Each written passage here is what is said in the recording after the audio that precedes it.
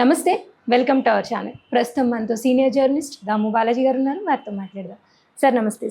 Sir Pushpa 2 release సందర్భంగా సంధ్య థియేటర్కి అల్లు అర్జున్ వచ్చిన టైంలో ఒక తొక్కిసలాట జరిగి ఒక మహిళ చనిపోయారని, అలాగే ఒక బాబు కోమాలో ఉన్నాడనే న్యూస్ వచ్చింది కదా సార్, దాని గురించి మీరు ఏం చెప్తారు? ఇది చాలా విషాదకరమైన వార్త. అంటే మామూలుగానే అంతకుముందే ఎవరో పెట్టారు పోస్ట్ ఒకటి ఫేస్బుక్లో, నేను చూసా. ఇంత హంగామా అవసరమా, ఫస్ట్ డే చూడకపోతే ఏమవుతుంది, నాకు భయంగా ఉంది, ఎక్కడైనా ఎవరైనా చనిపోతారేమో అని ఒక పోస్ట్ పెట్టారు. కరెక్ట్గా ఆమె పెట్టిన కొన్ని గంటల్లోనే ఈ సంఘటన జరిగింది. అదేంటంటే సంధ్య ఆర్టీసీ క్రాస్ రోడ్లో సంధ్య అనేది మెయిన్ సింగిల్ స్క్రీన్లలో ఇంపార్టెంట్ హైదరాబాద్లో.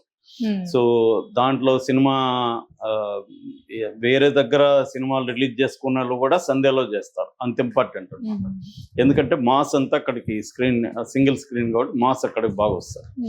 సో అలాంటి దాంట్లో వాళ్ళు మామూలుగా హీరోలు కూడా అక్కడికే వెళ్ళి చూస్తుంటారు, ఎందుకంటే మాస్ ఆడియన్స్కి వస్తారు కాబట్టి అది బాగుంటుంది అనేది. సో అలాగా అల్లు అర్జున్ వచ్చిన సమయంలో ఒక ఫ్యామిలీ అక్కడికి, భాస్కర్ ఆయన పేరు, ఆయనకి 39 ఇయర్స్, వాళ్ళ భార్య పేరు రేవతి 35 ఇయర్స్, కొడుకు 9 ఇయర్స్ శ్రీ తేజ్, తర్వాత కూతురు కొడుకేమో 9 ఏళ్ళు, కూతురు సన్విక 7 ఇయర్స్. సో ఈ ఫ్యామిలీ వెళ్ళారు థియేటర్కి. అయితే అదే టైంలో అల్లు అర్జున్ రావడం, ఫ్యాన్స్ ఒక్కసారిగా ఎగపడడం, తగిన బందోబస్తు పోలీసులు లేకపోవడం, దీనివల్ల ఏమైందంటే తొక్కిసలాట జరిగింది. అందులో ఈమె వీళ్ళ బాబు ఇద్దరు కూడా తొక్కిసలాటలో తీవ్రంగా గాయపడ్డారు. దాంట్లో ఇమ్మీడియట్గా వాళ్ళని విద్యానగర్లో ఉండే దుర్గాబాయి దేశ్ముఖ్ హాస్పిటల్కి తీసుకెళ్లారు, బట్ ఆమె చనిపోయింది. ఆ అబ్బాయి కూడా కోమాలోకి వెళ్ళాడు. ఇప్పుడు అబ్బాయి ఇంకా హాస్పిటల్లోనే ఉన్నాడు. ఈమెను మాత్రం ఈ డెడ్ బాడీని గాంధీ హాస్పిటల్కి తరలించారు. సో ఈ అబ్బాయిని కూడా కామినేని హాస్పిటల్కి షిఫ్ట్ చేసినట్టుగా చెప్తున్నారు. అతను కూడా క్రిటికల్ కండిషనే అని చెప్తున్నారు. అంటే ఒక 9 ఏళ్ల బాబు, 35 ఇయర్స్ వాళ్ళ అమ్మ అయితే చనిపోయింది, బాబు కూడా సీరియస్గా ఉంది. సో మొత్తం వాళ్ళ జీవితం పుష్ప 2 వల్ల వాళ్ళ ఫ్యామిలీ విచ్ఛిన్నం అయిపోయింది. అది తీరని విషాదంగా వాళ్ళ దీంట్లో మిగిలిపోయింది. సో ఇది మామూలుగా మనకి ఇట్లా జరిగినప్పుడు పోస్ట్ ఫ్యాక్టరల్ అనాలిసిస్ అంటాం మనం, అంటే జరిగిన తర్వాత అనలైజ్ చేసుకోవడం. ఎందుకంటే దీన్ని జరగకుండా ఇలాంటి ప్రివెంట్ చేయాలంటే ఏం చేయాలనేది బేసిక్ గోల్గా ఉంటుంది, ఆబ్జెక్టివ్. మామూలుగానే ఇటువంటివి జరుగుతున్నప్పుడు ఎక్కడో ఏదో ఒక రకమైన ప్రమాదాలు, అంటే పెద్ద ఎత్తున క్రౌడ్స్ రావడం, దీనివల్ల ముఖ్యంగా ఈ మాస్ లంపెన్ యూత్ వాళ్ళు ఏంటంటే వాళ్ళకి చాలా రఫ్గా బిహేవ్ చేస్తారు. కాబట్టి వీళ్ళ ఫ్యామిలీ, మరి వీళ్ళ ఒక డీసెంట్ ఫ్యామిలీ ఆ థియేటర్కి ఎందుకు వెళ్ళారు? ఆ టైంలో మార్నింగ్ చూస్తుండొచ్చు, 2 రోజులు ఆగి చూడొచ్చు, లేదు ఫస్ట్ డే ఫస్ట్ షో చూడాలనుకుంటే మల్టీప్లెక్స్కి వెళ్ళి ఉండొచ్చు. మేబీ అక్కడ టికెట్లు దొరకకుండా దీనికి వెళ్ళి కూడా ఉండొచ్చు. టికెట్లు దొరకనప్పుడు ఆగి, టికెట్లు దొరికినప్పుడు చూస్తే కొంపలే మునిపో. అంటే దీంట్లో కొన్ని విషయాలు ఉన్నాయి. ఒకటి, ఒక భయంకరమైన హైప్ క్రియేట్ చేస్తారు. హైప్ క్రియేట్ చేసి ఫోమా అంటారు, ఫియర్ ఆఫ్ మిస్సింగ్ అవుట్ అనే కాన్సెప్ట్ వరల్డ్ వైడ్ గా ఇప్పుడు పాపులర్ అన్నమాట. అంటే మనం ఒక దాంట్లో మిస్ అయిపోతున్నామేమో అనే ఒక దీన్ని మన అందరికి కలిగిస్తారు.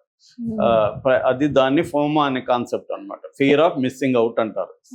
సో ఈ ఫియర్ ఆఫ్ మిస్సింగ్ అవుట్ అనే కాన్సెప్ట్ ని మన అందరిలో కలిగిస్తారు. అంటే మనం ఫస్ట్ డే అందరూ మిస్ అయిపోతున్నాము, మనం ఇప్పుడే చూసేయాలి, లేకపోతే ఈ వస్తువు ఇప్పుడే కొనుక్కునేయాలి, ఒక ఐఫోన్ వెర్షన్ వస్తే ఇప్పుడే కొనుక్కునేయాలి, లేకపోతే ఫోమా వస్తుంది మనకి. సో మిస్ అయిపోతున్నాము, అందరూ ఐఫోన్ 17, 16 కొన్నారు, మనమేమో ఇంకా ఐఫోన్ 13, 14 వాడుతున్నాం. అంటే fear of missing out. So ఈ ఫియర్ ఆఫ్ మిస్సింగ్ అవుట్ వల్ల నిజానికి నీకు ఐఫోన్ నీకు అవసరమా? నువ్వు దాంట్లో ఫీచర్స్ నీకు అవసరమా? అంత డబ్బులు పెట్టడం దానికి అవసరమా? దాంట్లో 20% పెడితే కూడా అదే ఫీచర్స్ నీకు అందుబాటులో ఆండ్రాయిడ్లో ఉంటాయి. కానీ మొన్న కూడా ఎవరో ఒక అతను నన్ను కలిసినప్పుడు ఏదో మాట్లాడుతుంటే అతను పక్కకు పిలిచి, దాము నాకు అసలు ఐఫోన్ నా దగ్గర ఉంది కానీ నాకు వాడడమే రాద్దాము అని నా దగ్గర కన్ఫెస్ చేశాడు. సో ఎందుకంటే వీళ్ళందరికీ ఏంటంటే ఒక ప్రెస్టేజ్ లాగా పెట్టేసి చేస్తారు. అట్లాగే సినిమా ఇది కూడా ఏం చేస్తుందంటే వాళ్ళ హైప్, వాళ్ళ వ్యవహారం అంతా ఈ రోజే చూడాలి, ఫస్ట్ డే చూడాలి, నైట్ బెనిఫిట్ షోలు వేస్తున్నారు, బెనిఫిట్ షోకి వెళ్ళిపోవాలి అంటే అందరికంటే ముందు చూసేయాలి, అందరికంటే ముందు నేను ఉండాలి అన్న ఒక దీన్ని ఏంటి 4 రోజుల తర్వాత చూస్తే కొంపలే మునిగిపోవు, ఇంకా రివ్యూలు వస్తాయి, రివ్యూలు వచ్చినాక చూడొచ్చు. ఈ ఒక మేనియా అంటారు, ఈ మేనియాని అన్ని రంగాల్లో ఇది కన్జ్యూమర్ సొసైటీ క్రియేట్ చేసే మేనియా. ఎందుకంటే కన్జ్యూమర్ ఇవాళ ఉన్న మొత్తం మన ఎకనామీ అనేది గతంలో ప్రొడక్షన్ సెంటర్ ఎకనామీగా ఉన్నింది, అంటే ఉత్పత్తి కేంద్రంగా ఆర్థిక వ్యవస్థ ఉండేది, దాన్ని పెట్టుబడిదారి విధానం, ఉత్పత్తి కేంద్రంగా పెట్టుబడి క్యాపిటలిజం అనేది ఉండేది. ఇవాళ కన్జంప్షన్ కేంద్రంగా క్యాపిటలిజం మారిపోయిందని జిగ్మండ్ బౌమన్ అని ఒక ఆయన లిక్విడ్ మోడర్నిటీ అనే ఒక థియరీని చేశాడు. అంటే ఈ కన్జంప్షన్ కేంద్రంగా ఉన్న ఈ క్యాపిటలిజం ఏం చేస్తుందంటే ప్రతి మనిషిని కన్జ్యూమర్గా మార్చాలి. ప్రతి మనిషిని కన్జ్యూమర్గా మార్చాలంటే అవసరం స్థానంలో డిజైర్ని తీసుకురావాలి, నీడ్ ప్లేస్లో డిజైర్ రావాలి. నీడ్ అయితే ఇప్పుడు నాకు ఆ సెల్ ఫోన్ నీడా కాదా అనేది, ఈ కారు నాకు నీడా కాదా, ఈ ఇంత కాస్ట్లీ వాచ్ నాకు నీడా కాదా, లేకపోతే ఈ నేను ఒక 50,000 పెట్టి షర్ట్ కొనుక్కోవాలి, అది నీడా కాదా అనేది మన క్రైటీరియాగా ఒకప్పుడు ఉండేది. ఇవాళ నీడ్ కాదు, డిజైర్ అనేది ఏంటంటే డిజైర్ అనేది నెవర్ సాటిస్ఫై అవదు. అందుకని ఆయన ఏమంటాడంటే డిజైర్, ఒక కోరిక ఇంకొక కోరికను కోరుతూనే ఉంటుంది. అంటే ఇప్పుడు నాకు కారు కొనాలని కోరిక, నేను ఒక కారు షిఫ్ట్ కొన్నాను అనుకో, మారుతి షిఫ్ట్, ఆ కోరిక ఇంకా చచ్చిపోవాలి కదా, కారు వచ్చేసింది కదా, కానీ ఈ కోరిక ఇంకొక పెద్ద కారు, ఇంకొక రిచ్ కారు, ఇది నెవర్ ఎండింగ్ వ్యవహారం అన్నమాట. ఇది అన్నిట్లో కూడా ఇదే ఉంటుంది. సో ఇలాగా మనుషుల్ని తయారు చేయడం వల్ల ఏమవుతుందంటే మనం ఒక మనం కూడా ఒక ప్రోడక్ట్గా మారిపోతున్నాం, మనుషులు కూడా ఒక ప్రోడక్ట్గా మారిపోతున్నారు అనేది కూడా ఆయన చెప్తాడు. ఇలాగా కన్జ్యూమర్స్గా మార్చేసే సొసైటీలో ఈ ఫోమా అనే కాన్సెప్ట్ని, ఫియర్ ఆఫ్ మిస్సింగ్ అవుట్ అనే కాన్సెప్ట్ని వాళ్ళు ప్రవేశపెట్టారు. దాన్ని అందరూ మనం గుడ్డిగా ఆలోచించకుండా పరుగులు ఎత్తుతున్నాం. కాబట్టి ఎప్పటికీ మనకి సాటిస్ఫాక్షన్ ఉండదు, ఎప్పటికీ మనకి హ్యాపీనెస్ అనేది 500 కోట్లు ఉన్నా కూడా వాడు హ్యాపీగా ఉంటాడు. ఎందుకంటే 1000 కోట్లతో వాడు అగైన్ కంపేర్ చేసుకుని టార్గెట్ పెరిగిపోతాం. ఫస్ట్ టార్గెట్ ఏమో 500 కోట్లు, 1000 వస్తే మళ్ళీ 1000 కోట్లు, 1000 వస్తే ఇంకా ఇలాగా నెవర్ ఎండింగ్ అనమాట. సో అందువల్ల ఇలాంటి ఫ్యామిలీస్ కూడా ఏం చేస్తున్నారంటే వాళ్ళ పిల్లలు ఒత్తిడి కావచ్చు, ఇంకోటి కావచ్చు, బెనిఫిట్ షోకి వెళ్ళాలి, ఫస్ట్ షోకి వెళ్ళాలి, లేదా అల్లు అర్జున్ వస్తున్నాడు కాబట్టి వెళ్ళాలి, ఇలాంటి ఒక ఇది పిల్లలకు కూడా నో చెప్పే కల్చర్ అనేది పేరెంట్స్ అలవాటు చేయకపోతే ఏమవుతుందంటే మనం వాళ్ళకి సరెండర్ అయిపోతాం. వాళ్ళకి అది అర్థమై ఎమోషనల్ బ్లాక్మెయిల్ చేస్తూనే ఉంటారు. చిన్నప్పటి నుంచి నో చెప్పే కల్చర్ను కూడా పెంచాలి పేరెంట్స్.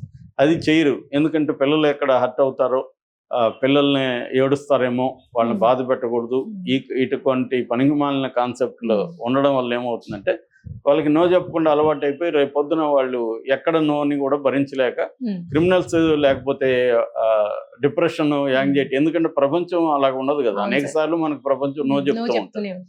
సో ఇటువంటి కాన్సెప్ట్ లో ఈ మేబీ వీళ్ళు వెళ్ళుంటారు. అది ఒక యాంగిల్. రెండవ యాంగిల్ ప్రొటెక్షన్. ఇప్పుడు అల్లు అర్జున్ లాంటి వాడు వెళ్తున్నప్పుడు, నేను అక్కడికి వెళ్ళినప్పుడు అక్కడ లా అండ్ ఆర్డర్ పరిస్థితి ఎలా ఉంది, అక్కడ పోలీస్ సిస్టమ్ ఎలా, ఇవన్నీ అల్లు అర్జున్ లాంటి వాళ్ళు కూడా జాగ్రత్తలు తీసుకొని వెళ్ళాలి. లేకపోతే ఇప్పుడు ఇతను ప్రమోషన్ కోసం ఫ్యాన్స్ ని అలరించడం కోసం వెళ్ళినప్పుడు సైడ్ ఎఫెక్ట్ గా ఇటువంటి వైలెన్స్ చోటు చేసుకున్నప్పుడు ప్రాబ్లం అవుతుంది. అట్లాగా థియేటర్ వాళ్ళు ప్రతిసారి ఇలాంటివి రిలీజ్ అవుతూనే ఉంటాయి కదా, వాళ్ళకి ఐడియా ఉండాలి కదా. సో హీరో వచ్చినప్పుడు ఎలా ఉంటుంది, తగిన ప్రొటెక్షన్ వాళ్ళు ఎందుకు ఏర్పరచలేదు అనేది థియేటర్లకు ఉన్న ఇది. అట్లాగే పోలీసులకు కూడా ఎక్కువ మందిని అక్కడ కేటాయించడం ఇది జరగట్లా. ఇది చాలా చోట్ల ఇటువంటి క్రౌడ్ వెళ్ళి, మనం కూడా ఇంతకు ముందు కూడా చెప్పుకున్నాం, స్వాముల దగ్గర ఆ మధ్య కూడా 7-8 మంది చనిపోయారు బాబా దగ్గరికి వెళ్ళి. ఇటువంటివి అనేకం జరుగుతున్నాయి. క్రౌడ్ ఉన్న చోట దాన్ని ఆర్గనైజ్ చేయడం, ఈ క్రౌడ్ లో కూడా నేను ఇందాక చెప్పినట్టు ఫియర్ ఆఫ్ మిస్సింగ్ అవుట్ అని ముందుగా ఉండాలి అని పరిగెత్తడం. ఎవరు చెప్పారు ముందుగా ఉండాలని పరిగెత్తే నువ్వు శ్మశానానికే, నీ గోల్ శ్మశానం తప్ప ఇంకేం కాదని. సో ఇటువంటి దీంట్లో ప్రతి మనిషి కూడా ఆలోచించుకోవాలి, మనం ఎందుకు పరిగెత్తాలి, ఎందుకు ఫస్ట్ డే చూడాలి, ఎందుకు ఈ వస్తువును కొనాలి అన్న ఇది మనుషుల్లో పెంచుకోకపోతే నిరంతరం సఫర్ అవుతూనే ఉంటాం. అది ఒక్కొక్కసారి లీతల్గా పరిణమించి ఇలాంటి డెత్స్ కూడా దారితీసే పరిస్థితి ఉంది. దీంట్లో వీళ్ళందరూ మనం కూడా కన్జ్యూమర్స్గా మన బాధ్యులే, అల్లు అర్జున్ లాంటి వాళ్ళు బాధ్యులే, పోలీసులు బాధ్యులు, థియేటర్ ఓనర్స్ బాధ్యులు. మొత్తం దీని మీద ఇప్పుడైతే పోలీసులు కేసు పెట్టారు ఆ థియేటర్ మీద. నిజానికి అల్లు అర్జున్ మీద కూడా పెట్టాలి కేసు, ఎందుకంటే అతని బాధ్యతారహితం కూడా కనిపిస్తుంది. సో మరి ఇది ఏం జరుగుతుంది? మామూలుగా అయితే ఇదేం జరగదు, 2 రోజులు చర్చించుకునే కేసులు ఏముండవు. కానీ ఒక ఫ్యామిలీకి వాళ్ళ మీద డిపెండ్ అయిన వాళ్ళకి లైఫ్ లాంగ్ విషాదాన్ని అయితే మిగిల్చింది. రైట్ సార్, నిజంగా ఇది ఒక కుటుంబానికి తీరని లోటు సార్. Thank you.